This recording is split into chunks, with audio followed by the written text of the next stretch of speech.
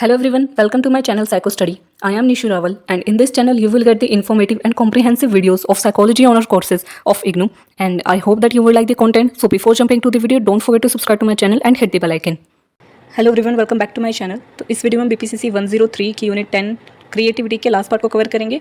पहले पार्ट में हमने पढ़ा था nature and aspects of creativity and stages of creativity, वो हमारा कवर हो चुका है.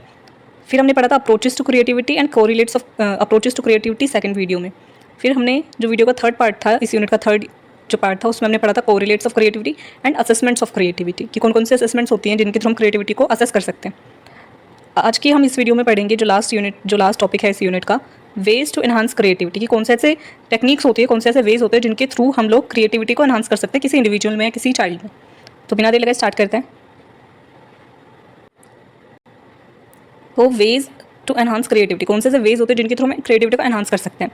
तो इसमें फर्स्ट है क्रिएटिविटी इन चिल्ड्रन, कि अगर हमें क्रिएटिविटी एनहांस करनी है तो इसमें सबसे पहले लिखा है कि जो अडल्ट होते हैं या फिर जो अडल्ट होते हैं वो कम क्रिएटिव होते हैं as compared to the child.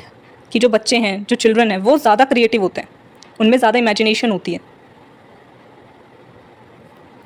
Creativity in children often more creative than adults, कि जो चिल्ड्रन होते हैं वो ज़्यादा क्रिएटिव होते हैं अडल्ट्स के मुकाबले, expressed through symbolic play and imagination. और जो उनकी इमेजिनेशन होती है, फिर जो वो गेम्स खेलते हैं, उनके थ्रू वो अपनी क्रिएटिविटी को एक्सप्रेस करते हैं. सेकेंड पॉइंट है इसमें suppression of creativity. Education and socialisation that emphasise conformity can diminish creativity, कि जो एजुकेशन सिस्टम है और जो हमारी सोसाइटी है वो कभी कभी जो अपने कन्वेंशनल थिंकिंग उनकी चलती आ रही है, या फिर जो एक ही पर्टिकुलर तरीका है किसी काम को करने का, या फिर क्या चीज़ें सही है क्या गलत है, ये जो उनकी सोच है उसकी वजह से जो क्रिएटिविटी है वो कम होने लगती है. कि वो बच्चों को बोलते हैं कि आपको ये काम इसी तरीके से करना है, अपने तरीके से नहीं करना है. या फिर अगर वो कोई ड्राइंग ऐसी बनाते हैं जिसमें वो अपनी क्रिएटिविटी दिखा रहे हैं, फिर वो अपनी तरीके से कोई काम कर रहे हैं, तो उसमें भी उनको काफ़ी ज़्यादा रोका टोका जाता है, जिसकी वजह से उनकी क्रिएटिविटी सप्रेस हो जाती है. तो पहले हमने पढ़ा कि जो चिल्ड्रन होते हैं वो ज़्यादा क्रिएटिव होते हैं अडल्ट्स के मुकाबले, और जो उनकी क्रिएटिविटी है चाइल्डहुड में उस टाइम पर, अगर उनका एजुकेशन सिस्टम और जो उनके पेरेंट्स है, उनके आसपास की सोसाइटी है, फ्रेंड्स है, अगर वो उनको बहुत ज़्यादा क्रिटिसाइज़ करते हैं या फिर उनको सिर्फ एक ही तरीके से किसी काम को करने देते हैं, उनकी क्रिएटिविटी को एक्सप्रेस नहीं करने देते, तो उसकी वजह से उनकी क्रिएटिविटी सप्रेस भी हो जाती है. थर्ड है इसमें जो टॉरेंस प्रिंसिपल्स फॉर टीचर्स. तो इसके लिए जो टॉरेंस थे उन्होंने टीचर्स के लिए कुछ प्रिंसिपल्स बनाए थे जो टीचर्स को यूज़ करने चाहिए, जिसके थ्रू कि बच्चों में क्रिएटिव थिंकिंग या फिर क्रिएटिविटी एनहांस हो सकती है. तो कौन से ऐसे टेक्निक्स, कौन से ऐसे प्रिंसिपल्स बताए थे टॉरेंस ने टीचर्स के लिए.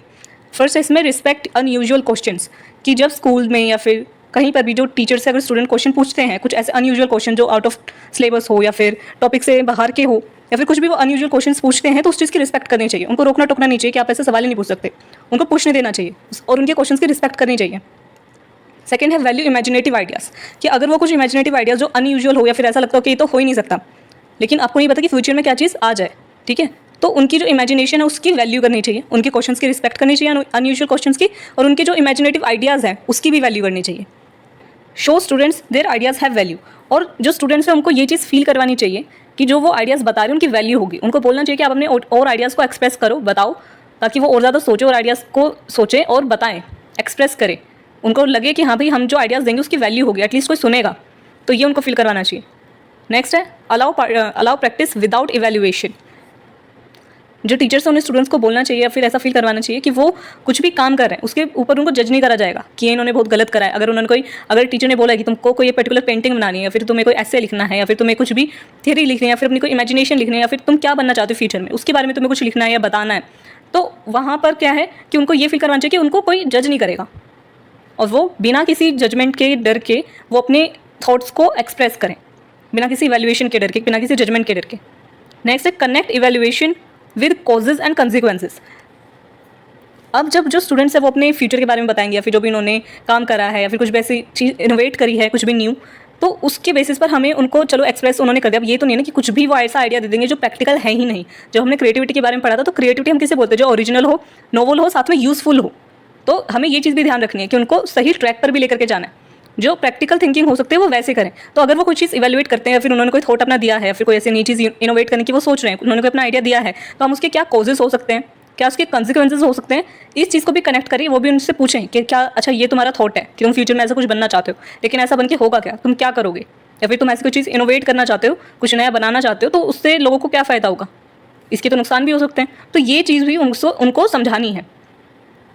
लास्ट है encourage self initiated learning and evaluate it, और लास्ट में टीचर्स को ये भी करना चाहिए कि उनको एनकरेज करें कि वो खुद से पढ़ें, सेल्फ लर्निंग भी करें, खुद से सीखें, हर चीज़ उनको कोई और ना करवाए, इस चीज़ की वो दूसरों के ऊपर डिपेंड ना हो कि कोई और ही उनको समझाएगा या फिर कोई और ही उनके लिए वैल्यूएशन करेगा, कोई और ही उन्हें बताएगा कि ये चीज़ सही है, ये चीज़ गलत है।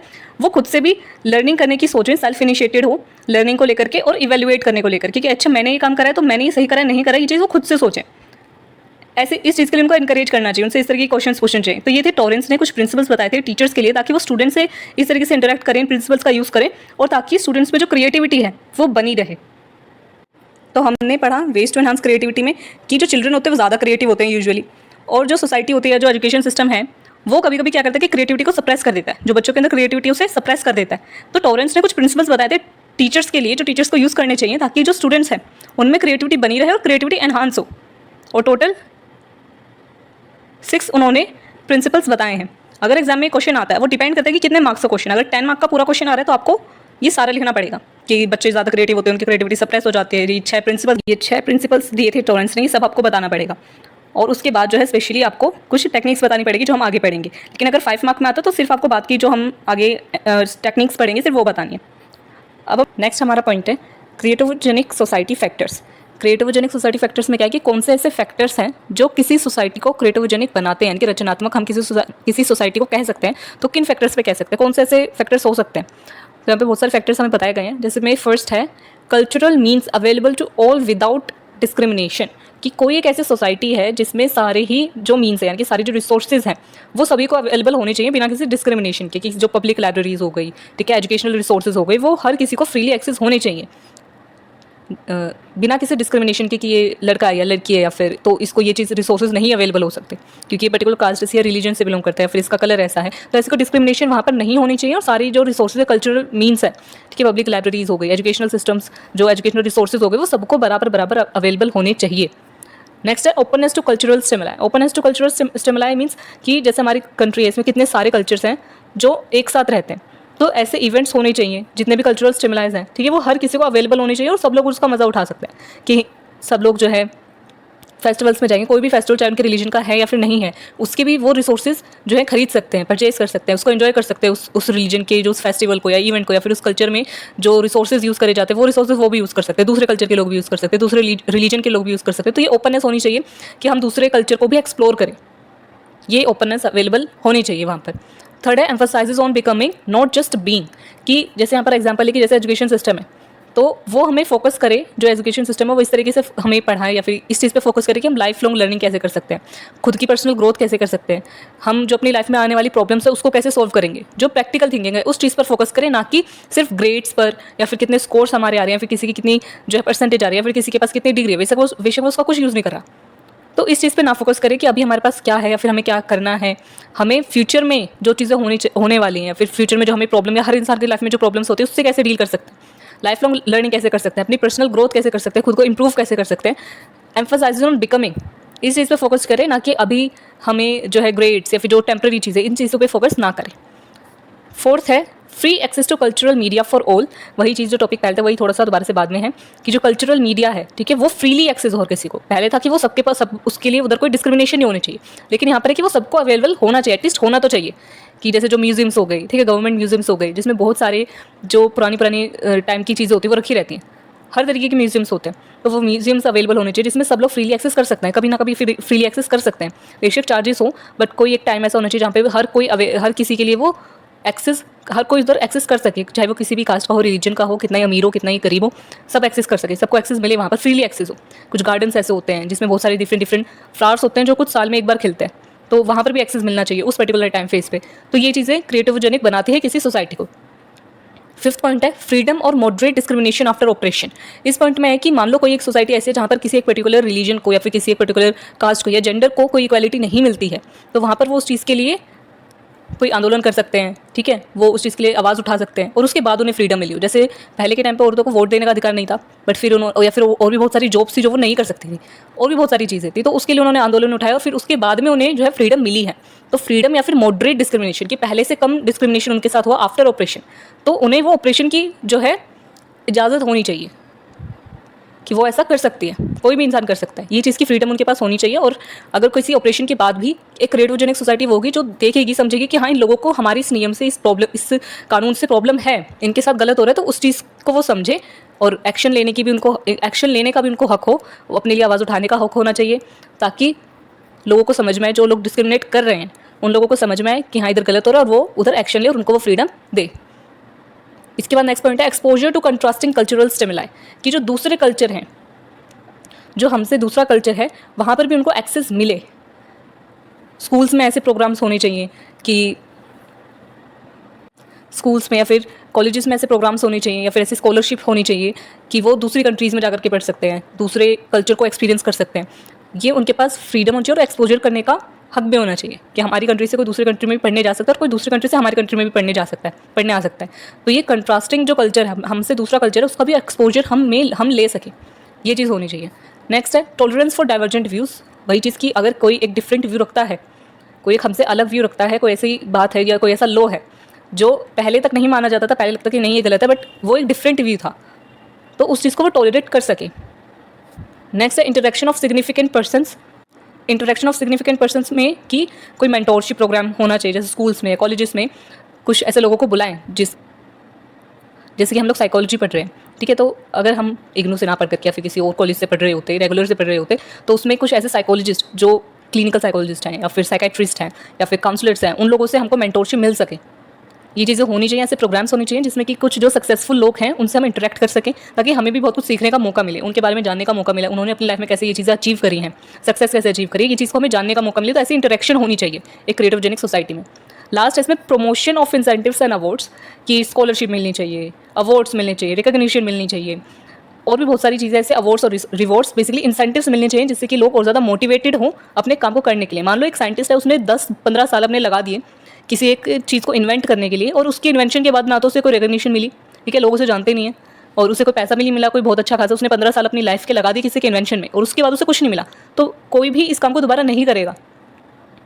और जो दूसरे लोगों से देखेंगे वो सब यही बोलेंगे कि भाई 15 साल लगा के तेरे को मिला क्या, ना कोई तेरे को जानता है, ना कोई न्यूज़पेपर में फोटो आई, ना कोई इंटरव्यूज़ हुए, ना फिर और ना ही जो है कुछ इतना ज़्यादा पैसा मिला। तो अपने 15 साल वेस्ट करके एक चीज़ को इन्वेंट करी, लोगों को उसका फ़ायदा हो रहा है बट उस पर्सन को उससे कोई बहुत ज़्यादा फ़ायदा नहीं हुआ।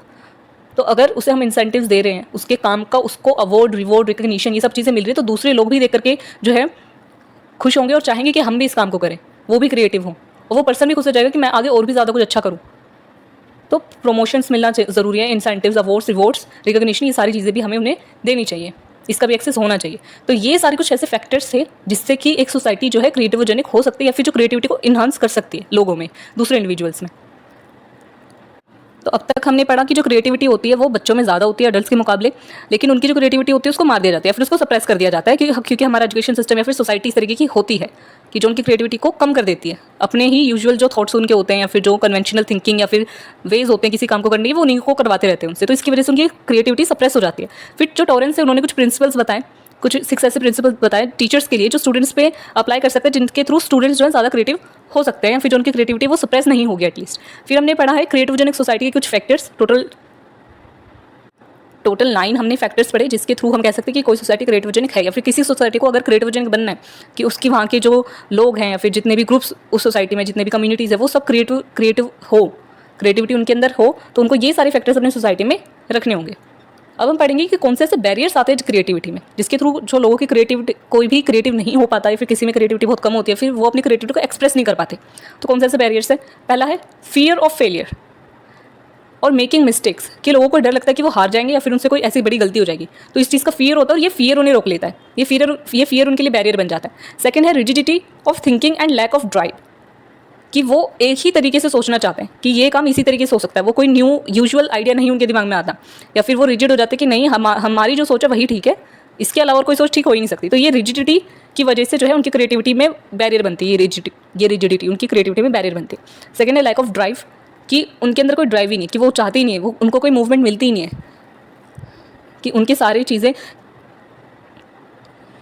कि उनकी लाइफ में कोई नीड की कमी नहीं है। जैसे हमने 9th यूनिट में पढ़ा था, मोटिवेशन में हमने पढ़ा है, मोटिवेशन वाली जो यूनिट्स है, कि जो नीड होती है हमारी, जो बेसिक बायोलॉजिकल नीड्स हैं, खाने की, पानी की, ठीक है, और स्लीप की, ये जब जो हमारी बेसिक नीड्स है जब वो फुलफिल नहीं होती या फिर उनमें कोई कमी होती है, तब वहाँ पर क्या है, हमारी एक ड्राइव बनती है कि अच्छा मुझे प्यास लगी तो मुझे जाके उठ करके गिलास में पानी लेना, फिर उसको पीना है, तभी मेरी जो ये फिजियोलॉजिकल जो ये हालत है, जो होम्योस्टेसिस बिगड़ा है, ये ठीक होगा।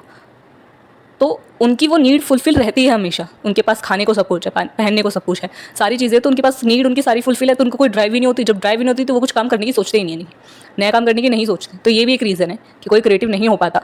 एक तो उसकी रिजिडिटी की वजह से, जो उसकी सोच है वो एक ही तरीके से सोचना चाहता है और अनयूजुअल थॉट्स को वो एक्सेप्ट नहीं करना चाहता, एक ये है। और दूसरी, उनके अंदर कोई ड्राइव नहीं है जिसके थ्रू वो कोई भी काम करना नहीं चाहते, मोटिवेट ही नहीं है कुछ भी नया करने के लिए या अनयूजुअल सोचने के लिए, क्योंकि उनके पास सारी चीज़ें पहले से अवेलेबल है। थर्ड है difficulty isolating problems and using multi sensory approaches. इस पॉइंट में कि कोई एक पर्सन होता है कि उसको प्रॉब्लम्स की एक कोई कॉम्प्लेक्स प्रॉब्लम है, ठीक है, जिसमें बहुत सारी चीज़ें हैं, उसमें से वो किसी एक चीज़ पे फोकस नहीं कर पाता, यानी कि वो प्रॉब्लम को ढंग से आइडेंटिफाई नहीं कर पाता है, कि एक सिंगल इशू पे वो फोकस नहीं कर पाता कि मेरा ये काम नहीं हो पा रहा है, ये कोई मेरी प्रॉब्लम ही सॉल्व नहीं हो पा रही, तो क्यों नहीं हो पा रही है, कोई एक बेसिक रीज़न उसे नहीं मिल पाता कि मेन कॉज क्या है इस प्रॉब्लम के होने का, तो वो डिफिकल्टी उसमें हो जाती है। And using multi sensory approaches, इस चीज़ में भी उसे डिफिकल्टी होती है कि वो, एक हम सिचुएशन लेते हैं कि एक एग्जांपल लेते हैं कि कोई एक स्टूडेंट है, ठीक है, कोई बच्चा, उसको रीडिंग में प्रॉब्लम है। अब रीडिंग में उसको प्रॉब्लम है, प्रॉब्लम क्या हो सकती है यहाँ पर, पहले तो वो आइडेंटिफाई नहीं कर पा रहा कि भाई मैं रीड क्यों नहीं कर पा रहा हूँ, सब बच्चे स्टूडेंट्स जो है रीड कर पा रहे हैं, मैं रीडिंग क्यों नहीं अच्छे से कर पा रहा हूँ, मैं भी तो नहीं की एज को। तो और दूसरी यहाँ पर क्या, मल्टी सेंसरी अप्रोचेस यहाँ पर हो सकती है। इस चीज़ में भी उसको प्रॉब्लम है कि मान लो पहली उसकी प्रॉब्लम है कि वो ढंग से प्रिंट ही इतना छोटा छोटा लिखा हुआ है, वो उसको विजन में प्रॉब्लम है। तो पहले जो सोल्यूशन उसको अप्लाई करना चाहिए कि उसको बड़े प्रिंट की या फिर लेटर्स जो बड़े बड़े कैपिटल लेटर्स में या फिर बड़े लेटर्स में कोई प्रिंट बुक हो, वो उसमें से पहले पढ़ना सीखे। तो पहली प्रॉब्लम ये हो गई। दूसरी हो गई कि उसको हियरिंग, उसको पता नहीं कि इस वर्ड को बोलते किस तरीके से, उसको साउंड में प्रॉब्लम है, ठीक है, उसको पता नहीं है कि ये मतलब बोला कैसे जाएगा, इस वर्ड की प्रोनाउंसिएशन क्या होगी, तो वहाँ पर वो प्रॉब्लम होगी। तो एक हो गई सेंसिंग विजन से रिलेटेड प्रॉब्लम, दूसरी हो गई उसकी ऑडिटरी से या फिर हियरिंग में भी उसकी प्रॉब्लम है। तो इसके लिए उसको ऑडियो बुक्स वगैरह सुननी चाहिए ताकि उसको पता चले कि हाँ ये वर्ड को कैसे बोलते हैं और किस तरीके से रीड करना चाहिए, कहाँ पर पोज लगना, कहाँ पर हमें पोज करना है, कहाँ पर दोबारा से स्टार्ट करना है, कितनी स्पीड में बोलना है, ये चीज़ भी उसको प्रॉब्लम है। और दूसरा वो अटेंशन की भी उसको प्रॉब्लम है कि वो कुछ स्टूडेंट्स होते हैं जो जैसे हम छोटे बच्चे होते हैं उनको कैसे पढ़ाते हैं कि बुक पे हाथ रख के, एक एक लेटर पर हम जो फिंगर रख करके उनको बताते हैं कि अब यहाँ पर, अब यहाँ पर है। तो वो चीज़ उसको करनी चाहिए कि उसको एक एक लेटर पर हाथ रख करके फिर उसे रीड करना चाहिए ताकि उसकी अटेंशन बनी रहे। इस तरीके से उसकी प्रॉब्लम सॉल्व हो सकती है, बट ये उसे करना नहीं आता, इस चीज़ में उसे प्रॉब्लम है, कोई उसे समझाने वाला इधर नहीं है। तो डिफिकल्टी इन आइसोलेटिंग प्रॉब्लम की प्रॉब्लम एक है कि उसको रीड नहीं हो पा रहा, ठीक है, वो रीडिंग नहीं कर पा रहा है, बट इस प्रॉब्लम के अंदर बहुत सारी प्रॉब्लम्स है। सेंसरी जो मल्टी सेंसरी अप्रोचेस यहाँ पर लगेंगी कि उसको अपनी विजन पे भी काम करना है, उसको टच भी करना है, कि उसको फिंगर रख के उसे काम करना है, साथ में उसको सुनना भी कि इस वर्ड को बोलते कैसे है, तो वो चीज़ भी उसे करनी है। तो ये चीज़ में उसे डिफिकल्टी आती है कि उससे ये सब नहीं होता। फोर्थ है inability to see remote associations, कि वो जो छोटे छोटे एसोसिएशंस होते हैं, प्राइमिंग होती है कि ये वर्ड अच्छा ये दूसरे वर्ड से रिलेटेड है, अच्छा ये तो मैंने पिछले साल भी पढ़ा था, तो ये चीज़ें उससे नहीं हो पाती किसी पर्सन से। तो ये बैरियर्स बनते हैं हमारी क्रिएटिविटी में। अब कुछ साइकोलॉजिकल बैरियर्स भी हैं जो हमारी क्रिएटिविटी में हिंडर करते हैं और हमें हमारी क्रिएटिविटी में एक बैरियर बन जाते हैं, जिसमें फर्स्ट है मेंटल सेट। अब मेंटल सेट है और दूसरा है फंक्शनल फिक्सडनेस। साइकोलॉजिकल बैरियर्स में फर्स्ट है मेंटल सेट और दूसरा है फंक्शनल फिक्सनेस। अब मेंटल सेट क्या है, वैसे ये दोनों टॉपिक्स हमने 101 में भी पढ़े थे, साइकोलॉजिकल बैरियर्स। तो मेंटल सेट क्या है, leads to routine approach to problem solving based on past solutions. Mental set में होता है कि हम एक ही तरीके से अपनी प्रॉब्लम को सॉल्व करते जा रहे हैं। मान लो उसके हमारे सामने अभी कोई प्रॉब्लम है, ओके, तो वो प्रॉब्लम हमारे साथ पास्ट में भी आई थी। अब पास्ट में जो हमने सोल्यूशन लगाया था, हम सोच के बैठे हैं कि आज भी उसी सोल्यूशन से हमारी प्रॉब्लम जो है सॉल्व हो जाएगी। अब मान लो उस बात को हो गए थे 10 साल, अब 10 साल बाद आप वो 10 साल पुराना सोल्यूशन आज की प्रॉब्लम पे लगा रहे हो, तो वो सॉल्व तो नहीं होगा ना, लेकिन फिर भी आप वही सोल्यूशन को अप्लाई करते जा रहे हो। तो मेंटल सेट क्या है कि आप एक ही सोल्यूशन को हर जगह पे यूज़ करने की कोशिश कर रहे हो कि मैं तो एक ही तरीके से अपनी प्रॉब्लम को सॉल्व करूंगा, तो वो हो गया मेंटल सेट। इसकी वजह से आपकी प्रॉब्लम जो है, या फिर आप क्रिएटिव नहीं हो पाते कि आप कोई नया तरीका सोचना ही नहीं चाहते, आपके पास जो एक ही तरीका है उसी को लगाए जा रहे हो, उसी को यूज़ करे जा रहे हो। सेकेंड पॉइंट है इसमें, can be efficient but may cause us to overlook simpler more effective solutions. अब इसमें क्या कि ये हो सकता है कि आपकी प्रॉब्लम सॉल्व भी हो जाए, लेकिन आप कोई नया तरीका तो यूज़ नहीं कर रहे हो ना। आप हो सकता है कि थोड़ा और सोचते, थोड़ी और अपनी क्रिएटिविटी लगाते और शायद और भी इजी तरीके से आपकी जो प्रॉब्लम सॉल्व हो सकती थी, और भी अच्छे तरीके से आपकी प्रॉब्लम सॉल्व हो सकती थी, और भी जल्दी हो सकती थी, बट आपने जो पुराना तरीका आपके पास है आप उसी को यूज़ करे जा रहे हो। थर्ड है reduces cognitive load but can be a barrier to creative thinking. अब मेंटल सेट आपका कॉग्निटिव लोड तो कम कर देता है कि आपको बहुत ज़्यादा सोचना नहीं पड़ेगा, आपके पास पहले से एक सोल्यूशन उसको उठा करके लगा दिया कि आपको भूख लगी थी। अब पुराने टाइम पे क्या होता था कि जो लकड़ी जलाते थे, फिर उसके ऊपर जो कोई बर्तन रखते थे, फिर आग लगा के फिर जो है खाना बनता था। अब आज के टाइम पे तो आपके पास गैस स्टोव है, तो किसी ने सोचा होगा कि भाई इतनी हमें मेहनत करनी पड़ रही है खाना बनाने के लिए, अब खाना तो उसमें बन जा रहा था ना, प्रॉब्लम तो आपकी सॉल्व हो रही थी कि आपको भूख लगी, आपको खाना खाना है, आग जलाओ, खाना बना सकते हो, लकड़ी जलाओ। लेकिन किसी ने सोचा कि नहीं भाई ये तो बहुत ज़्यादा टाइम लगेगा और ज़्यादा ईजी करते हैं इसको। तो अभी जो गैस स्टोव्स हैं हमारे पास, जिसके थ्रू हम बहुत ईजिली काम कर सकते हैं, अगर कोई इतना ना सोचता तो आज में हम वही तरीका यूज़ कर रहे होते। तो मेंटल सेट क्या है कि आप एक ही तरीके को प्रॉब्लम सॉल्व करने के लिए यूज़ करे जा रहा है, उससे आपकी प्रॉब्लम सॉल्व हो सकती है, बट आप कुछ भी नया नहीं कर पाओगे। ये आपकी क्रिएटिविटी में एक बैरियर है, मेंटल सेट। कॉग्निटिव लोड इससे कम होगा, बट आपकी क्रिएटिव थिंकिंग में एक बैरियर ही बना रहेगा कि आप कोई भी अनयूजुअल न्यू वे नहीं सोच पाओगे कभी भी। वही पुराना तरीका जो कन्वेंशनल थिंकिंग या कन्वेंशनल आइडिया है वही यूज़ होता रहेगा। सेकेंड है फंक्शनल फिक्सडनेस। फंक्शनल फिक्सडनेस में क्या है, causes us to see objects only in terms of their typical use of functions. Functional fixedness कि कोई एक ऑब्जेक्ट है, उसका एक पर्टिकुलर कोई फंक्शन होगा कि आपके पास घर में जो बल्ब है, ट्यूबलाइट है, उसका फंक्शन क्या है, लाइट देना, ठीक है, रोशनी करना, तो आप उसको उसी तरीके से देख रहे हो, उसी फंक्शन को फिक्स्ड कर दिया कि जो बल्ब है या ट्यूबलाइट्स हैं ये सिर्फ रोशनी देने के काम आ सकती हैं, सिर्फ लाइट के लिए काम आ सकते हैं, सिर्फ हम इसे दीवार पे लगा सकते हैं या फिर टेबल लैंप का यूज़ कर सकते हैं लाइट के लिए, और इसका और कोई यूज़ नहीं है। तो आपकी आपने उस ऑब्जेक्ट के जो भी कोई चीज़ थी उसके जो फंक्शन से उसको फिक्स्ड कर दिया कि इसके अलावा और इसका और कोई यूज़ हो ही नहीं सकता। ये होती है फंक्शनल फिक्सडनेस, कि आप एक ऑब्जेक्ट को सिर्फ एक ही तरीके से देख रहे हो कि भाई इसका तो एक ही टिपिकल यूज़ हो सकता है, कि जो टूथब्रश है या फिर कोई न्यूज़पेपर है या ट्यूबलाइट है या बल्ब है या फिर जो सीडीज़ होती हैं, ठीक है, तो उन सबका सिर्फ एक ही यूज़ हो सकता है। लेकिन हम जो है एक ऑब्जेक्ट को नई तरीके से यूज़ कर सकते हैं, बहुत सारी तरीके से यूज़ कर सकते हैं। कि न्यूज़पेपर है, आप सिर्फ उसको साफ सफाई में यूज़ नहीं करोगे, सिर्फ पढ़ने के लिए यूज़ नहीं करोगे, आप उसके और भी ज़्यादा चीज़ों में आप उसको यूज़ कर सकते हो। लेकिन आप यूज़ क्यों नहीं कर पा रहे हो, क्योंकि उधर फंक्शनल फिक्सनेस है, आपको लगता है कि नहीं ये तो एक ही तरीके से यूज़ हो सकती है। सेकेंड है limits are ability to think of alternative uses for an object. अब फंक्शनल फिक्सनेस करता क्या है कि हमारी जो थिंकिंग एबिलिटी है कि हम किसी चीज़ को अलग अलग तरीक़ों से यूज़ कर सके, बहुत सारे ऑल्टरनेटिव यूजेस उसके ढूंढ सके, सोच सके, इस हमारी एबिलिटी को लिमिटेड कर देता है, ख़त्म कर देता है कि हम सिर्फ एक ही तरीके से इसको यूज़ करेंगे। थर्ड है is functional fixedness is a specific type of mental set that restricts creative ideas by fixing functions in our mind.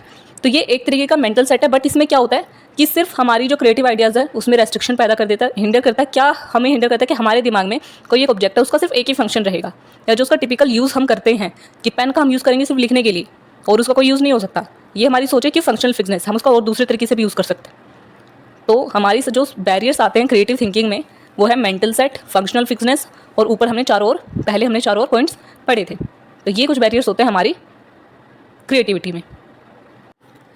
अब नेक्स्ट हमारा जो लास्ट टॉपिक है वो है एनहांसिंग क्रिएटिविटी, कि कुछ ऐसे वेज कि जिनके थ्रू क्रिएटिविटी एनहांस हो सकती है। अगर आपके पास 5 मार्क में क्वेश्चन आते हैं तो आपको यहाँ से लिखना है। अभी जो हम जितना पढ़ेंगे 5 मार्क का अगर आंसर आता है तो इतना लिखेंगे, अगर पूरा 10 मार्क का होता है तो हमने इस वीडियो में जितना पढ़ा है सारा लिखना है। Enhancing creativity thrives in an atmosphere that supports and favours it, कि क्रिएटिविटी उस एनवायरनमेंट में थ्राइव कर सकती है, ऊपर जा सकती है, जो कि काफ़ी सपोर्टिव हो, काफ़ी फेवरेबल हो। प्रिंसिपल्स फॉर फोस्टरिंग क्रिएटिविटी, कौन से ऐसे प्रिंसिपल्स हैं जिसके थ्रू क्रिएटिविटी फोस्टर कर सकती है। टोटल 5 टॉपिक्स हैं, टोटल 5 प्रिंसिपल्स हैं हमारे पास। फर्स्ट है use varied instructional materials for different forms of expression. इसमें क्या है कि कोई भी टीचर है या फिर कोई भी पर्सन है वो कैसे क्रिएटिविटी को एनहांस कर सकता है, फोस्टर कर सकता है। इसमें पहला प्रिंसिपल है यूज़ वेरिड इंस्ट्रक्शन मटीरियल्स, कि कोई भी टीचर अगर किसी को कोई बात समझानी है, ठीक है, या फिर वो चाहते हैं कि उनके स्टूडेंट्स एक्सप्रेस करें, तो वो क्या कर सकते हैं कि अलग अलग मेथड्स का यूज़ करें, अलग अलग इंस्ट्रूमेंट्स का यूज़ करें, मटेरियल्स का यूज़ करें, कि वो म्यूजिक इंस्ट्रूमेंट्स का यूज़ कर सकते हैं, या फिर राइटिंग प्रॉम्प्ट्स का यूज़ कर सकते हैं, पोएम्स वगैरह का यूज़ कर सकते हैं, या फिर ड्राइंग का यूज़ कर सकते हैं अपने आप को एक्सप्रेस करने के लिए। जैसे कुछ लोग होते हैं जिनको अगर बहुत ज़्यादा गुस्सा होता है, फिर बहुत ज़्यादा दुखी होते हैं, फिर बहुत ज़्यादा खुश होते हैं, तो उस टाइम पर वो डांस करते हैं, या तो कोई सॉन्ग बनाते हैं, ठीक है, या फिर कोई गाना गाते हैं, या फिर उस टाइम पर वो पेंटिंग करते हैं। तो इस तरीके से वो अपने इमोशंस को एक्सप्रेस करते हैं। तो अपने जो एक्सप्रेशन है उसके लिए हम अलग अलग तरीके का, अलग अलग मटेरियल का यूज़ कर सकते हैं, कि अगर जो टीचर्स है वो पेंटिंग का, कलर्स का, या फिर म्यूजिक इंस्ट्रूमेंट्स का, या फिर जो है और भी डिफरेंट फॉर्म्स हैं, डिफरेंट मटेरियल्स हैं जिनका यूज़ करे, या फिर अपने स्टूडेंट्स को कहे कि वो लोग यूज़ करें, उनको सिखाए, ताकि वो अपने आप को एक्सप्रेस करने का उनके पास बहुत सारा तरीका हो।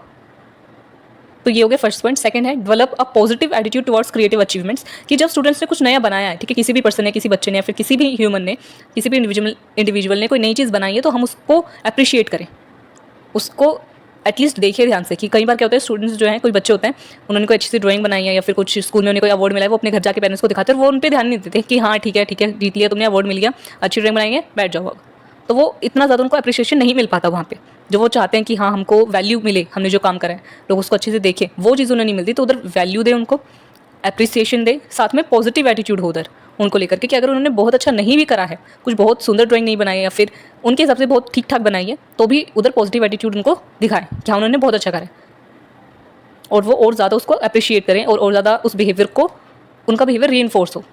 थर्ड है encourage and provide feedback for creative ideas and expressions.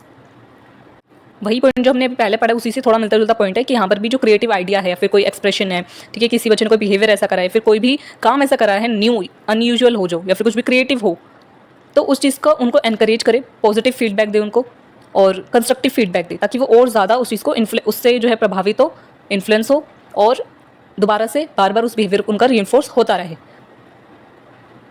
Fourth है reinforce engagement in creative work. अब यहाँ पर कहे कि उन्हें कोई रीइंफोर्समेंट मिलनी चाहिए कि उन्होंने कोई टास्क करा है, कोई क्रिएटिव वर्क करा है, कि स्कूल में कोई कंपटीशन था जिसमें उन्हें पेंटिंग बनानी थी या फिर डांस करना था या फिर कुछ भी ऐसा क्रिएटिव काम करना था कि उन्हें कोई साइंस प्रोजेक्ट बनाना था, तो उसके लिए उन्हें कोई रीइंफोर्समेंट मिले, या तो उनको बोला जाए कि अगर जो भी टॉप करता है फिर जो भी फर्स्ट 3 स्टूडेंट्स होंगे या 10 स्टूडेंट्स होंगे, टॉप 10 स्टूडेंट्स होंगे, उनकी फ़ी में कोई उनको जो है छूट मिलेगी या फिर उनको कोई प्राइज़ मिलेगा, कोई कैश प्राइज़ मिलेगा, कोई अवार्ड मिलेगा या सर्टिफिकेट मिलेगा। तो इस तरीके से उनको रीइंफोर्समेंट या इंसेंटिव्स हम दे सकते हैं ताकि वो और भी क्रिएटिव वर्क को करते रहें। लास्ट है इसमें support a creative personality with self confidence, sensitivity and independence. Last है इसमें कि जो भी स्टूडेंट है, फिर कोई भी बच्चा है, फिर कोई भी ह्यूमन है, हम उसको बिलीव करवाएं कि वो अपने आइडियाज़ पर बिलीव करे। ये चीज़ का ऐसा एनवायरनमेंट हम क्रिएट करें कि वो अपने आइडियाज़ पर, अपने थॉट्स पर, खुद पर बिलीव रखें, दूसरे की फीलिंग्स से भी अवेयर हों, ठीक है, और खुद से किसी प्रोजेक्ट पर अकेले काम कर सकें कि अगर उन्हें लगता है कि हाँ ये मैं जो ये प्रोजेक्ट सोच रहा हूँ ये अच्छा है, ठीक है, बेशक फिलहाल सबको अच्छा नहीं लग रहा है या फिर लोगों को लग रहा है कि इतना यूजफुल नहीं होगा, बट मैं करके देखता हूँ, तो वो सेल्फ कॉन्फिडेंस उनके अंदर होना चाहिए, इंडिपेंडेंसी होनी चाहिए कि वो खुद से कुछ काम कर सके, हमेशा वो किसी और के ऊपर डिपेंड ना हो। ऐसा एनवायरनमेंट उनको क्रिएट करके देना चाहिए और उनको अलाउ करना चाहिए कि वो खुद से कोई काम कर सके। अगर वो कोई ग्रुप प्रोजेक्ट भी करना चाहते हैं वो भी ठीक है, अगर वो कुछ अलग से करना चाहते हैं तो वो भी बहुत अच्छा है, और इस चीज़ के लिए उनको अप्रिशिएट करना चाहिए और वो एक क्रिएटिव पर्सनैलिटी बन सके खुद से इंडिपेंडेंटली, और क्रिएटिव पर्सनैलिटी वो बन सके, इस चीज़ में उनको सपोर्ट करना चाहिए। तो ये कुछ 6 प्रिंसिपल्स थे जिनके थ्रू क्रिएटिविटी फोस्टर हो सकती है। अब हम कुछ टेक्निक्स पढ़ेंगे जो क्रिएटिविटी को इन्फ्लुएंस करती है, हेल्पफुल होते हैं क्रिएटिविटी को एनहांस करने के लिए। अब फर्स्ट है इसमें डाइवर्जेंट थिंकिंग। अब डाइवर्जेंट थिंकिंग के बारे में हमने बहुत बार पढ़ा है, पहले भी यूनिट्स में पढ़ा है कि डाइवर्जेंट थिंकिंग क्या होती है, कि जब हम एक काम को, कोई भी प्रॉब्लम है, ठीक है, उसका सिर्फ एक सही सोल्यूशन ना हो या फिर कोई एक ही सही वे ना हो उस काम को सॉल्व करने का, या कोई प्रॉब्लम को सॉल्व करने का, या किसी काम को करने का, उसके बहुत सारे सही तरीके हों। कि मैं आपको बोलूँ कि आप न्यूज़पेपर को किस तरीके से यूज़ कर सकते हो, तो सबके बहुत सारे आंसर्स हो सकते हैं और ज़रूरी नहीं है कि कोई एक ही आंसर सही होगा, उसमें से सारे आंसर सही हो सकते हैं। अगर मैं पूछूँ कि इंडिया को इंडिपेंडेंस कब मिली थी, तो सिर्फ एक ही आंसर जो है वो करेक्ट होगा, उसके कोई बहुत सारे सही आंसर नहीं हो सकते। आंसर बहुत हो सकते हैं, एक बार को आंसर बहुत सारे हो सकते हैं, लेकिन सही आंसर सिर्फ एक हो सकता है। तो वो होती है कन्वर्जेंट थिंकिंग, जब आपका किसी भी सवाल का सिर्फ एक सही जवाब हो, किसी एक प्रॉब्लम का सिर्फ एक ही आंसर हो, वो होती है कन्वर्जेंट थिंकिंग। वहाँ पर जो हम थिंकिंग को यूज़ करते हैं वो होती है कन्वर्जेंट थिंकिंग। बट जब हमारे पास एक ही चीज़ को सॉल्व करने के या फिर एक काम को करने के 10 सही तरीके हो सकते हैं, वहाँ पर हम डाइवर्जेंट थिंकिंग का यूज़ करते हैं। तो क्रिएटिविटी मेनली इन्वॉल्व होती है। क्रिएटिविटी हम कैसे कर पाते हैं? डाइवर्जेंट थिंकिंग की वजह से।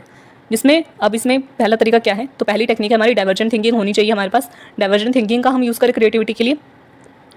फर्स्ट इसमें encourages varied thinking and behaviours, कि हम जो अलग अलग टाइप की थिंकिंग है, लोगों की जो अलग अलग सोच है, अलग अलग ओपिनियंस है, अलग अलग बिहेवियर है, उन सबको एनकरेज करें।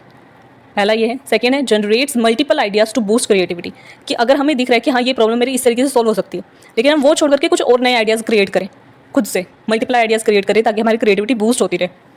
थर्ड है promotes fluency, originality and flexibility in idea production, कि हम जैसे हमने फ्लुएंसी, फ्लेक्सिबिलिटी और ओरिजिनलिटी इस सब के बारे में पहले जो यूनिट से पहले जो वीडियोज़ हैं उसमें पढ़ा है। तो फ्लुएंसी, ओरिजिनलिटी और फ्लेक्सिबिलिटी इनको प्रमोट करें ताकि हमारी जो डाइवर्जेंट थिंकिंग है वो और ज़्यादा स्ट्रॉन्ग हो और हम और ज़्यादा क्रिएटिव बन सकें। लास्ट इसमें can be applied through writing, music, art etcetera. हम डाइवर्जेंट थिंकिंग को कहाँ यूज़ कर सकते हैं कि जब हम कोई आर्ट, कि हम डांस, सिंगिंग या फिर कोई भी ऐसी जो आर्टिस्टिक चीज़ होती हैं, ठीक है, बिहेवियर होते हैं, इन सब में हम इन्वॉल्व कर सकते हैं, यूज़ कर सकते हैं। राइटिंग में इन्वॉल्व कर सकते हैं कि हम कोई पोएम लिख रहे हैं, फिर कोई ऐसे लिख रहे हैं, या फिर कोई भी ऐसी बुक लिख रहे हैं, तो उस समय हम यूज़ कर सकते हैं। म्यूज़िक में, आर्ट में, बहुत सारी जगहों पर हम लोग डाइवर्जेंट थिंकिंग को अप्लाई कर सकते हैं। सेकंड टेक्निक है हमारे पास ब्रेनस्टॉर्मिंग।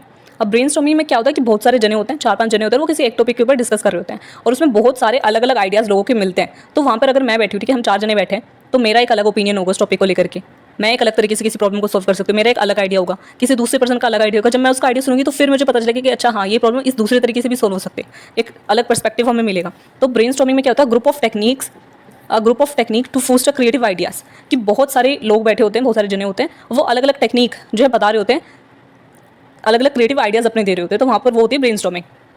पार्टिसिपेंट्स, सेकेंड इसमें participants express many thoughts without self censorship और जजमेंट, कि जो पार्टिसिपेंट्स होते हैं वो बहुत सारे अलग अलग थॉट्स, अपने आइडियाज़ जो बता रहे होते हैं बिना किसी जजमेंट के डर के या फिर बिना कुछ भी फियर के कि कोई मुझे जज करेगा या फिर लोग मुझे कुछ उल्टा सीधा बोलेंगे, ऐसा कुछ ना सोचते हुए वो सिर्फ अपने थॉट्स बता रहे होते हैं वहाँ पर कि अच्छा ये तरीका, अच्छा तुम अगर मैंने कोई आइडिया बताया तो वो इसको क्रिटिसाइज भी कर सकते हैं कि अच्छा तुम्हारे जो वे तुमने बताया, जो आइडिया तुमने दिया उसमें ये प्रॉब्लम है, ठीक है। तो मुझे वहाँ पर अपनी प्रॉब्लम भी पता चली, साथ में सामने वाला का भी जो माइंड है, जो थिंकिंग है, वो नया तरीका, मुझे पर्सपेक्टिव समझ में आया। थर्ड है इसमें की गाइडलाइंस इंक्लूड। अब इसमें ब्रेनस्टॉर्मिंग में कौन सी मेन गाइडलाइंस इंक्लूड होती हैं? फर्स्ट है dealing evaluation and criticism of ideas. First जो की गाइडलाइन है इसमें वो है कि dealing evaluation and criticism of ideas, कि हम बहुत जल्दी किसी आइडिया को जज ना करें। कि किसी पर्सन ने ब्रेनस्टॉर्मिंग करते समय, कोई एक पर्सन था जिसने कोई आइडिया दिया, अब हम पहले शुरुआत में हमने उसे क्रिटिसाइज करना स्टार्ट कर दिया, फिर हमने पहले कह दिया ऐसा तो कुछ हो ही नहीं सकता, तो बिल्कुल प्रैक्टिकल नहीं है, तो ऐसा कुछ हमें नहीं करना चाहिए। तो जो जजमेंट है, जो इवैल्यूएशन है, उसमें डिले करना चाहिए, थोड़ी देर रुकना चाहिए। शुरुआत में हो सकता है कि कोई आइडिया हमें ऐसा लगे कि ये तो बहुत ही बेकार है या फिर ये तो अनयूजुअल है बिल्कुल, बट वैसे ही कुछ आइडियाज़ हो सकता है कि वही सबसे इनोवेटिव आइडिया हो, वही सबसे क्रिएटिव आइडिया हो, और हमारी कोई प्रॉब्लम है या फिर कोई भी ऐसे ही कोई हमें न्यू चीज़ क्रिएट करनी है तो वो उसी तरीके से हो सके। तो इतनी जल्दी किसी चीज़ को इवैल्यूएट या जज नहीं करना है और क्रिटिसाइज नहीं करना है। अगर हम क्रिटिसाइज करते रहेंगे शुरुआत में तो कोई दूसरा पर्सन वो अपना आइडिया कभी बताएगा ही नहीं, उसे लगेगा कि यार ये तो मुझे भी क्रिटिसाइज करेंगे, तो मैं बोलता ही नहीं हूँ। तो ये चीज़ नहीं करनी है, डीले करना है, थोड़ी देर रुकना है कि पहले आपको सारे आइडिया जो लिखने हैं, अच्छा इस पर्सन ने आइडिया बताया, दूसरे पर्सन ने आइडिया बताया, जो थर्ड जो पार्टिसिपेंट उसने तीसरा आइडिया बताया, तो सारे लिखना, जो सबसे इनोवेटिव लगे, सबसे लगे कि हाँ ये तरीका हो सकता है हमारी प्रॉब्लम को सॉल्व करने का, उसके ऊपर फोकस करना है। लेकिन बहुत जल्दी किसी आइडिया को इवैल्यूएट नहीं करना है, जज नहीं करना है और उसको क्रिटिसाइज नहीं करना है। सेकंड है welcoming wild and numerous ideas, कि आपको जितने ज़्यादा आइडियाज़ मिलते रहें उतने ज़्यादा अच्छा है। जितना ज़्यादा आइडिया होगा उतना ज़्यादा आपको चूज़ करने के लिए मौका मिलेगा कि आपके पास अलग अलग ऑप्शंस हो। तो बहुत सारे आइडियाज़, जितने भी आइडियाज़ हो, जितने अलग अलग आइडियाज़, जितने इनोवेटिव अनयूजुअल आइडियाज़ मिले, उन सबको लेते रहना है, रुकना नहीं है। थर्ड है कंबाइनिंग आइडियाज़ इज़ एनकरेज्ड, कि ज़रूरी नहीं है कि किसी पर्सन ने एक आइडिया बताया तो आप उसी एक आइडिया को यूज़ कर सकते हो, दूसरे वाला आपको छोड़ना ही पड़ेगा। आप बहुत सारे आइडियाज़ को कंबाइन कर सकते हो कि किसी का पहला पॉइंट अच्छा लगा, किसी का दूसरा अच्छा लगा, किसी का तीसरा पॉइंट अच्छा लगा, आपने तीनों मिक्स कर दी और कुछ नई चीज़ें इनोवेट कर दी, तो इस चीज़ को भी एनकरेज कर सकते हैं। तो ब्रेनस्टॉर्मिंग में क्या है कि बहुत सारे लोग बैठे होते हैं और एक टॉपिक के ऊपर अपने आइडियाज़ अलग अलग दे रहे होते हैं, कोई एक प्रॉब्लम उस पर अपने अलग अलग थॉट्स, अपने अलग अलग आइडियाज़ वो बता रहे होते हैं। ये होती है ब्रेनस्टॉर्मिंग टेक्निक। अब इसमें क्या पार्टिसिपेंट्स बिना किसी क्रिटिसिज्म के, बिना किसी डर के, बिना किसी जजमेंट के डर के वो अपने आइडियाज़ बता रहे होते हैं, और कोई भी बहुत ज़्यादा सुपीरियर नहीं होता, कोई भी जूनियर नहीं होता, सब अपने आइडियाज़ बता रहे होते हैं। अब इसमें कोई मेन काम क्या होता है, मेन जो गाइडलाइंस है वो क्या है कि किसी को क्रिटिसाइज नहीं करना है, किसी आइडिया को, और बहुत जल्दी अपनी जजमेंट नहीं देनी है, किसी आइडिया को जज नहीं करना है। सेकंड है welcoming wild and numerous ideas, कि इसमें जितने ज़्यादा आइडियाज़ आपको मिलते जा रहे हो उतना ज़्यादा अच्छा है, और बहुत सारे आइडियाज़ को आप कंबाइन भी कर सकते हो। ये होती है ब्रेनस्टॉर्मिंग। तो पहला हमने टेक्निक जो पढ़ी वो थी डाइवर्जेंट थिंकिंग की, कि आपको डाइवर्जेंट थिंकिंग करिए, अनयूजुअल आइडियाज़ सोचने हैं, मल्टीपल आइडियाज़। अगर आपको पता है कि ये प्रॉब्लम एक तरीके से सॉल्व हो सकती है, उसको ना करके आप बहुत सारे अलग आइडिया सोचो। दूसरा था ब्रेनस्टॉर्मिंग, हमने पढ़ा। अब हम थर्ड पढ़ेंगे। थर्ड है इसमें सिनेक्टिक्स। अब सिनेक्टिक्स क्या है? Use is analogies for creative problem solving, कि हम इसमें एनालॉजीज का यूज़ करते हैं अपनी प्रॉब्लम को सॉल्व करने के लिए, क्रिएटिवली उसको सॉल्व करने के लिए। अब ये जो वर्ड है ये ग्रीक वर्ड से डिराइव्ड हुआ है। इसका मतलब होता है जॉइनिंग अनरिलेटेड एलिमेंट्स, कि जो अनरिलेटेड एलिमेंट्स की कोई आपकी प्रॉब्लम है, उससे जो अनरिलेटेड एलिमेंट्स है उसको भी आप जॉइन कर रहे हो, ठीक है, उससे जोड़ करके फिर अपनी प्रॉब्लम को सॉल्व कर रहे हो। थर्ड पॉइंट है इसमें embraces emotional and irrational aspects of problems. जब इसमें बहुत सारे तरीके से हम एनालॉजीज बनाते हैं कि मान लो आपको किसी और पर्सन की प्रॉब्लम समझनी है, ठीक है, कोई आपका फ्रेंड है, उसकी लाइफ में कोई प्रॉब्लम चल रही है, तो आप वहाँ पर खुद को उसकी जगह पे रख करके देख रहे हो कि अच्छा वो उस टाइम पर क्या फील कर रहा होगा, अच्छा इसके साथ ये प्रॉब्लम हुई है तो ये कैसा फील कर रहा होगा अभी। तो वहाँ पर जो आपके इमोशंस हैं वो भी बाहर आ रहे हैं, और जो दूसरे एस्पेक्ट्स हैं कोई प्रॉब्लम के, वो सारे मिल करके फिर आप किसी प्रॉब्लम को सॉल्व कर पा रहे हो। तब आप समझ पा रहे हो कि अच्छा ये प्रॉब्लम है, इस टाइम पर कोई भी पर्सन या फिर मैं किस तरीके से फील कर रहा हूँ, मुझे किस तरीके से रिएक्ट करना है और किस तरीके से सॉल्व करना है। तो आप ऐसे एनालॉजीज बनाते हो, कनेक्शंस बनाते हो बहुत सारी स्टिमुलस के बीच में, अलग अलग चीज़ों के बीच में आप एसोसिएशंस बनाते हो, कनेक्शंस बनाते हो, फिर अपनी प्रॉब्लम को सॉल्व करते हो। अब कितने टाइप की एनालॉजीज इसमें बताइए? There are types of analogies, total 4 type की एनालॉजीज है। फर्स्ट है personal, imagining oneself in this situation. Personal analogy में क्या हुआ कि आप एक हाइपोथेटिकल सिचुएशन क्रिएट कर रहे हो और फिर वहाँ पर अपने आप को खड़ा करके देख रहे हो कि अच्छा अगर मैं इस पर्टिकुलर अगर मैं लाइफ में सक्सेसफुल हो जाता हूँ तो मेरे को कहीं जाकर के स्पीच देनी है, ठीक है, तो मैं किस तरीके से स्पीच दे सकता हूँ, मैं उस टाइम पर क्या फील कर रहा हूँ, या फिर मेरी लाइफ में अगर मेरी किसी फ्रेंड की लाइफ में ये प्रॉब्लम है तो मैं खुद को उस प्रॉब्लम में रख करके देखता हूँ तो मैं उस टाइम पर क्या फील कर रहा हूँ। तो यहाँ पर आप पर्सनली खुद को इमेजिन कर रहे हो। तो पर्सनल एनालॉजी में क्या होता है? Imagining oneself in a situation, कि हम खुद को एक सिचुएशन में रख करके फिर इमेजिन करते हैं कि क्या हो सकता है उस सिचुएशन में, कैसा हम फील कर सकते हैं, क्या हम कर सकते हैं और क्या करना चाहिए। सेकंड है direct, finding similar problem solving instances. Direct में क्या होगा कि हम डायरेक्ट ये देखते हैं कि ये प्रॉब्लम है मेरी लाइफ की, क्या ऐसा पहले कभी हुआ था या किसी और के साथ हुआ था, किसी और के साथ हुआ था तो उसने क्या करा था, तो हम डायरेक्ट ये देख रहे हैं और अपनी प्रॉब्लम को सॉल्व कर दे रहे हैं कि अच्छा उस इंसान ने इस प्रॉब्लम को इस तरीके से सॉल्व करा था तो मैं भी ये कर देता हूँ। तो हमने सिमिलर कोई प्रॉब्लम सॉल्विंग एग्जाम्पल्स इंस्टेंसेस ढूंढे। थर्ड है सिम्बॉलिक यूजिंग इम्पर्सनल और पोएटिक इमेजरी। आप अपनी अलग अलग तरीके से किसी पेंटिंग से, ड्राइंग से या फिर अपनी आर्ट से आप किसी प्रॉब्लम को एक्सप्रेस कर रहे हो, उनका यूज़ कर रहे हो। पोइट्री का आप यूज़ कर रहे हो कि कोई जो है अगर किसी लाइफ में कोई प्रॉब्लम है, या फिर कई लोग जो कोट्स वगैरह शेर व शायरी का काफ़ी यूज़ करते हैं अपनी प्रॉब्लम को समझाने के लिए, अपने इमोशंस को समझाने के लिए। ठीक है, कई लोग पेंटिंग का यूज़ करते हैं कि कोई बहुत दुखी होते हैं तो वो पेंटिंग करते हैं ताकि वो अपने दुख को बाहर निकाल सके, एक्सप्रेस कर सके। और तो इस तरीके से क्या है कि काफ़ी ज़्यादा, जैसे कि आपने जब अर्थ डे होता है या फिर ना एनवायरमेंट डे होता है या फिर ऐसा कोई डे होता है, तो कई बार क्या होता है कि वो अर्थ को हम किस तरीके से ड्रॉ करते हैं कि अर्थ रो रही है या फिर उस पर बहुत सारा जो है डस्ट है या फिर बहुत ज़्यादा जो है काफ़ी लोगों ने उसमें गंदगी फैला रखी है, तो वो काफ़ी दुखी है। तो यहाँ पे हमने क्या करा कि हमने एनवायरमेंट को सैडनेस से दिखाया। हमने एक क्रिएटिव वे ढूंढा है ये बताने के लिए लोगों को कि हमारी जो अर्थ है वो कितनी दुखी हो रही है, कितना हमने कचरा, कितना कूड़ा कबाड़ा फैला रखा है। तो ये हो गया सिम्बॉलिक कि हमने अर्थ को किस तरीके से रिप्रेजेंट करा है कि वो रो रही है या फिर वो बहुत ज़्यादा ग्रीन और ब्लू कलर में हम मोस्टली अर्थ को दिखाते हैं, बट हमने वैसा ना दिखा करके उसको ब्लैक शेड में दिखाया है। ठीक है, या फिर ग्रे कलर में दिखाया है, या फिर कुछ पार्ट ऐसा कर दिया जहाँ पे बहुत ज़्यादा कूड़ा फैला हुआ है। तो हमने एक आर्टिस्टिक, एक क्रिएटिव, एक इनोवेटिव वे ढूंढा है लोगों को ये समझाने के लिए कि हमने अपने इन्वायरमेंट को कितना ख़राब कर दिया है। तो ये एक सिम्बॉलिक वे था। लास्ट है fantasy, letting imagination transcend normal boundaries. Fantasies में क्या होगा कि आप जो है अनयूजुअल वेज ढूंढो, जो इमेजिनेशन की बाउंड्रीज है या फिर किसी भी चीज़ की जो बाउंड्रीज है, नॉर्मल जो बाउंड्रीज है उससे बाहर कुछ सोचो। कि लोग सोच रहे हैं कि हम जो है अभी तो सिर्फ प्लेन्स उड़ते हैं हवा में, हो सकता है कि फ्यूचर में जो गाड़ियाँ हैं वो भी हम सीधे डायरेक्ट हवा में उड़ा सके। तो ये जो नॉर्मल बाउंड्रीज है उससे बाहर हमने सोचा है कुछ, अपनी इमेजिनेशन को और ज़्यादा बढ़ाया है, फैंटेसीज़ क्रिएट करी हैं कि हाँ ये लाइफ में ये भी हो सकता है। तो ये भी क्रिएटिविटी को प्रमोट करती है। तो ये थी एनोलॉजीज। सिनेप्टिक्स हमने पढ़े। सिनेप्टिक्स क्या होते हैं कि हम एनोलॉजीज बना करके अपनी प्रॉब्लम को सॉल्व करते हैं। बहुत सारे एनोलॉजीज होती हैं, 4 टाइप की हमने पढ़ी है, पर्सनल, डायरेक्ट, सिम्बॉलिक, फैंटेसी।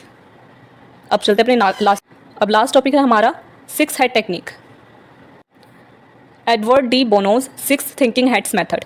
ये जो मेथड है इसमें हम 6 हेड्स, 6 कलर्स की हेड उन्होंने जो है हाइपोथेटिकल कुछ हेड्स हैं जो बनाई थी, जिसके थ्रू हम जो है किसी प्रॉब्लम को क्रिएटिवली सॉल्व कर सकते हैं या फिर अपनी थिंकिंग को और ज़्यादा क्रिएटिव बना सकते हैं। It is a powerful tool for group discussion and individual thinking. अब ये जो टूल है, ये जो 6 हेड टेक्निक है, ये काफ़ी जो है पावरफुल टूल है, काफ़ी लोग इसको यूज़ करते हैं, ग्रुप डिस्कशन में भी यूज़ करा जाता है, इंडिविजुअल थिंकिंग में भी हम इसको यूज़ कर सकते हैं। अब कौन से कलर्स की हेड हैं? टोटल 6 हैं। फर्स्ट है वाइट हेड। तो वाइट हेड रिप्रेजेंट क्या करते हैं, क्या इसके कैरेक्टरिस्टिक्स हैं? White head focuses on data and information available looking at the facts.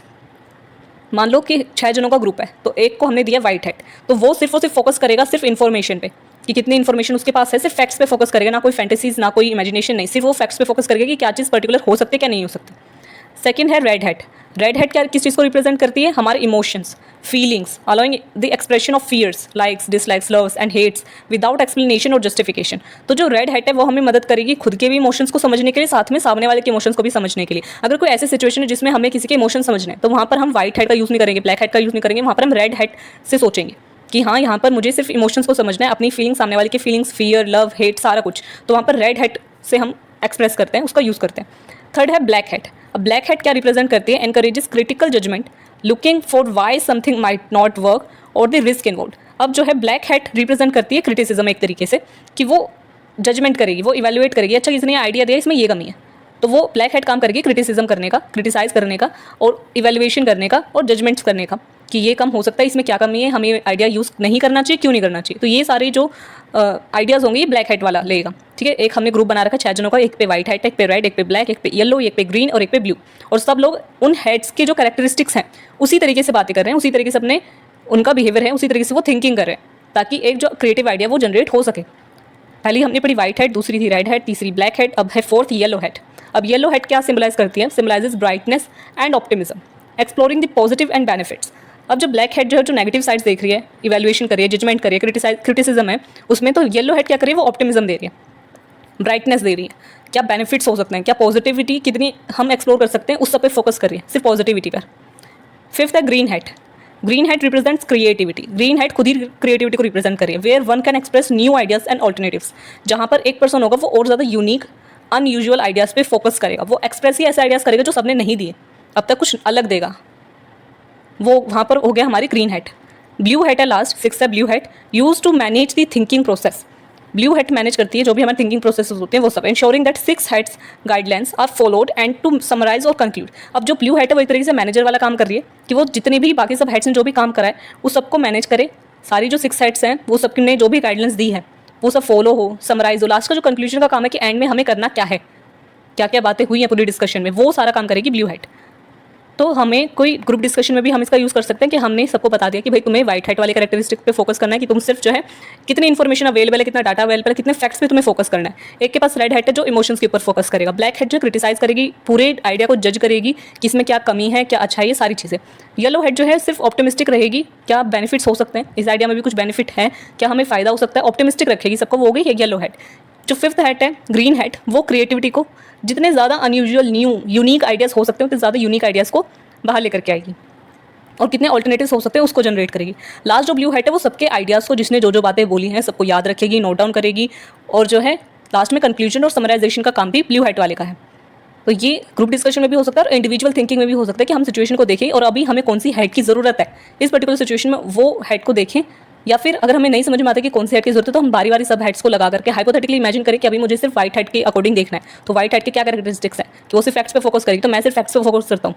फिर हम उसको हटा करके रेड हेड को लगा करके देख रहे हैं कि चलो इमोशनल जो पर्सपेक्टिव है उसको भी लगा करके देखते हैं। तो ऐसे हम बारी बारी सारी हेड्स को लगा करके देखेंगे और जिस भी तरीके से हमारी प्रॉब्लम सॉल्व होती है हम एक टास्क को, एक प्रॉब्लम को सारी हेड से देखेंगे, समझेंगे, सोचेंगे और फिर कोई कंक्लूजन बनाएंगे। तो ये भी हमें हेल्प करती है क्रिएटिविटी में। तो ये हमने अब तक टोटल जो है 4 टेक्निक्स पढ़ी हैं क्रिएटिविटी की। First divergent thinking, second brainstorming, third synectics और फोर्थ है हमारी six head technique, 6 thinking head technique. तो आई होप कि आपको सारी समझ में आई हो। अगर कोई भी क्वेरी रह जाती है आप कमेंट सेक्शन में लिख करके बता सकते हैं। इंस्टा पर भी मुझे फॉलो कर सकते हैं, वहाँ पर भी अपनी क्वेरी बता सकते हैं, कोई भी क्वेरी आपकी। और टेलीग्राम पर भी जो है इस यूनिट की PDF अवेलेबल है, आप जा करके ले सकते हैं और कोई भी क्वेरी वहाँ पर भी बता सकते हैं। और अपना फीडबैक कमेंट सेक्शन में ज़रूर देना। वीडियो में अब तक बने हो तो प्लीज़ वीडियो को लाइक कर देना, चैनल को सब्सक्राइब कर देना, अपने फ्रेंड के साथ शेयर कर देना और कमेंट्स में अपना फीडबैक ज़रूर देना। मिलते हैं नेक्स्ट वीडियो में।